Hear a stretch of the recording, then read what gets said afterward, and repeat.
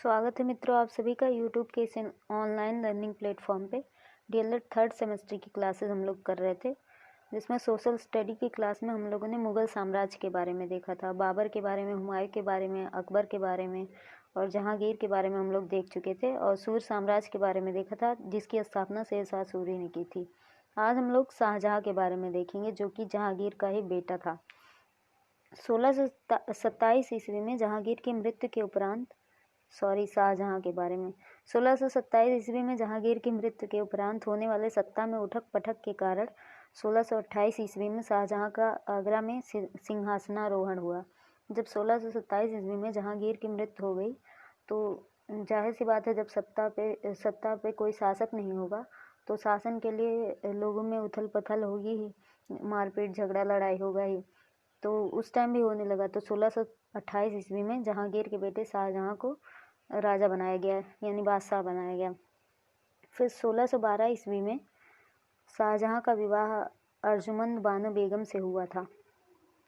1612 ईस्वी में, यानी जब उनका सिंहासनारोहण हुआ उसके पहले ही उनके पिताजी ने उनकी शादी अर्जुमंद बानो बेगम से करवा दी थी, जो इतिहास में मुमताज़ महल के नाम से फेमस है और उन्हीं के नाम पर ताजमहल भी बना है, सबको पता है।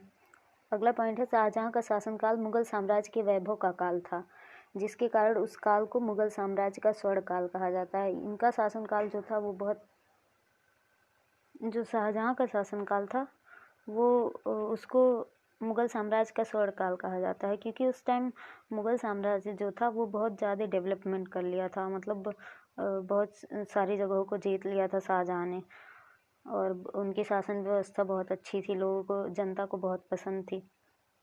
अगला पॉइंट है, अकबर ने जो शासन व्यवस्था एवं सत्ता स्थापित की थी उसे शाहजहाँ ने न सिर्फ सुरक्षित रखा बल्कि विस्तार भी किया। अकबर जो थे वो अपने काल के सबसे महान शासक थे और उनके शासनकाल की उनके शासन व्यवस्था को उनके बेटे जहांगीर ने अपनाया।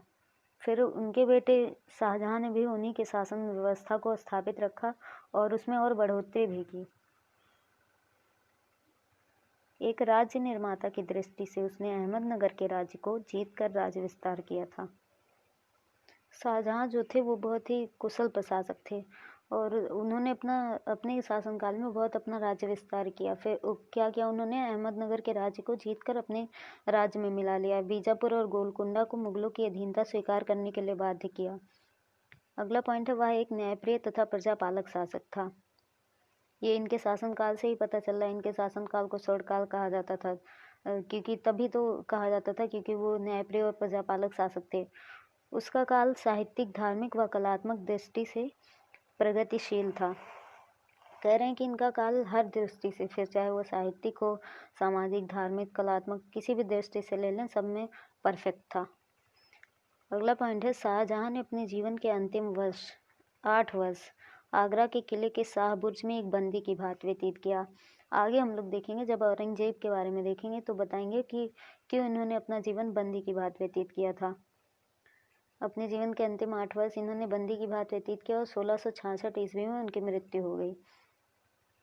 ये तो शाहजहाँ थे। अब आगे हम लोग देखते हैं इनके पुत्र औरंगजेब के बारे में। शाहजहाँ के 4 पुत्र थे, लेकिन उन्होंने औरंगजेब सबसे ज़्यादा उनमें प्रभावशाली शासक रहा। वो हर चीज़ में सबसे अच्छा था, इसी कारण उसी ने शासनकाल को अपने हाथों में लिया। शाहजहाँ के बाद 1658 ईस्वी में औरंगजेब सिंहासन पर बैठा। वह परिश्रमी, दृढ़ निश्चयी, योग्य तथा सफल सेनापति था।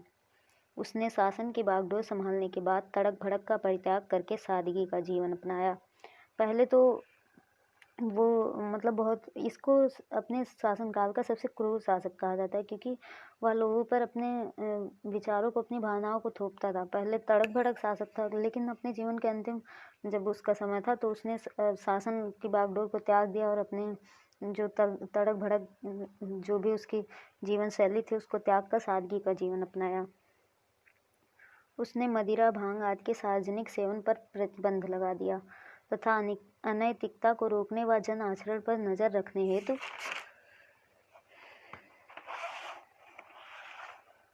मुहतविस नियुक्त किए। मुहतविस क्या होता है कि मतलब जो इन सब की देख रेख करते थे कि कोई मदिरा भांग वगैरह का यूज़ ना कर सके। अगला पॉइंट है, औरंगजेब के शासनकाल में मुगल साम्राज्य का सबसे अधिक विस्तार हुआ। बहुत अच्छा सेनापति, कुशल शासक प्रशासक था, इसी कारण इसके शासनकाल में मुगल साम्राज्य का सबसे अधिक विस्तार हुआ। इनकी मृत्यु 1707 ईस्वी में हुई। तब तक मुगल साम्राज्य दक्षिण तक फैल चुका था। अब इन्होंने अपने पिताजी को बंदी बना लिया था, क्योंकि इनके पिताजी जो चाहते थे, दारा शिरोव इनके सबसे बड़े भाई थे, इनके पिताजी चाहते थे कि वही राजा बने, लेकिन इन्होंने खुद पर शासन करना था। तो फिर इन्होंने अपने पिताजी को बंदी बना लिया और अपने खुद शासन